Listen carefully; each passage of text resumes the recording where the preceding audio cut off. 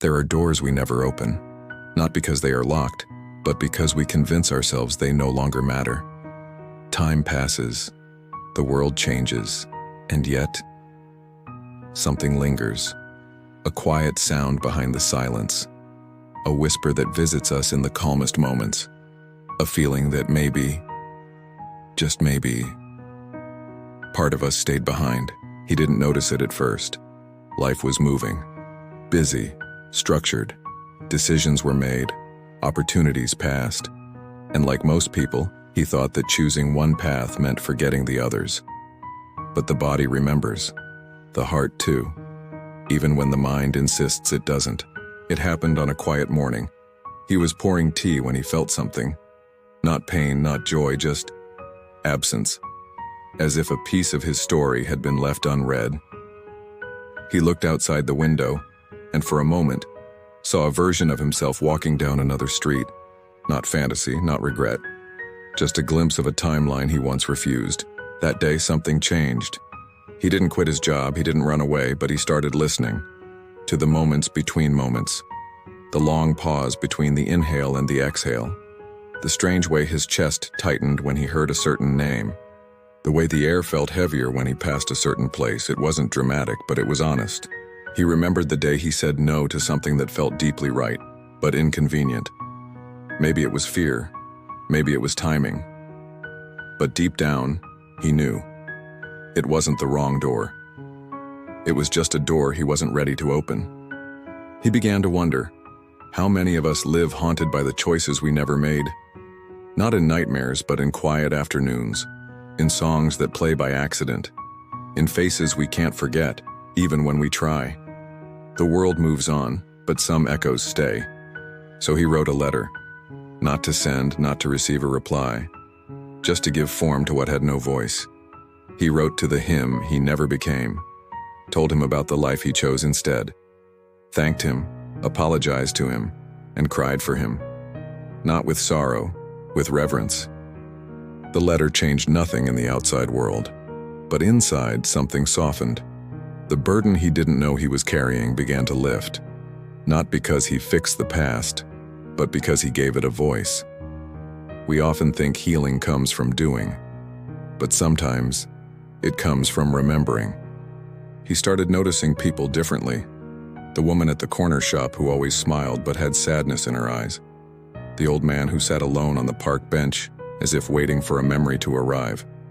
The teenager on the bus, clutching a notebook like it held the only thing keeping him together.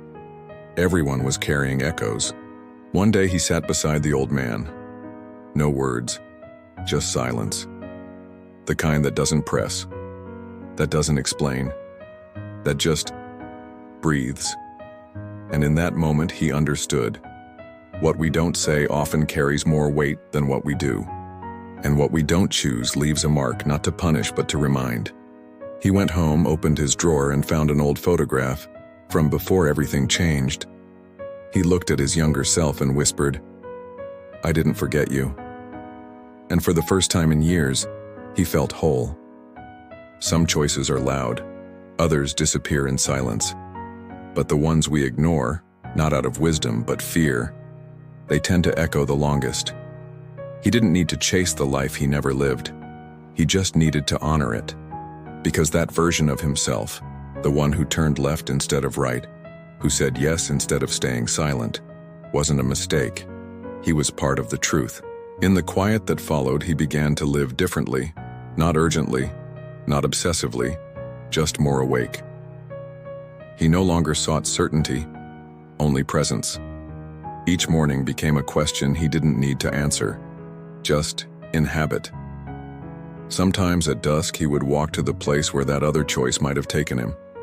He didn't expect to find anything there, but the act itself was sacred, like visiting a grave that never held a body, but still contained a soul. We imagine life as a straight line, but it's more like a field of doors. Some we walk through, others we only brush with our fingertips, but none are wasted. Even the ones we never open teach us who we are. He realized that every soul carries a hidden room, a place where unchosen paths live. It's not a place of regret. It's a place of remembrance, and the key to it is presence. When we stop running from silence, the past stops chasing us. He stopped asking what could have been. He started asking what still lives in me, waiting to be heard. Not every dream wants to come true. Some just want to be seen, thanked, and released. And some are not dead, just asleep. In small ways, he began to integrate the unlived parts. He played music again, wrote poetry on napkins, smiled at strangers without needing a reason. He said yes to simple joys and no to duties that drained him. It wasn't rebellion, it was return. He met someone one morning, not the love of his life, but someone who looked at him like they had met before, in another timeline. They talked about books, not destinations, about presence, not plans. And for a moment, it felt like the choice he never made had made its way back to him anyway. There's something strange about destiny. It doesn't scream, it doesn't chase, it waits. Like an old friend who never moved away, just stepped back, hoping you'd remember the path home. He no longer needed answers. The echo was still there, but it wasn't haunting. It was humming, like a quiet harmony under the noise of life. And every time he paused, it reminded him, you're not late, you're not broken, you're still allowed to become. One evening, he returned to the bench where he once sat in silence with the old man. The seat was empty, but the silence wasn't. It was full, with memory, with peace, with the invisible weight he had carried for so long, now gently laid to rest. And in that stillness, he finally heard it. Not the echo of what he didn't choose, but the sound of who he was finally choosing to become. If this story spoke to a part of you that's still waiting to be chosen, write in the comments, I'm still listening. Share this video with someone who walks quietly through their what-ifs. And if you want more stories that awaken the invisible paths within you, subscribe now. Some echoes don't fade, they transform you.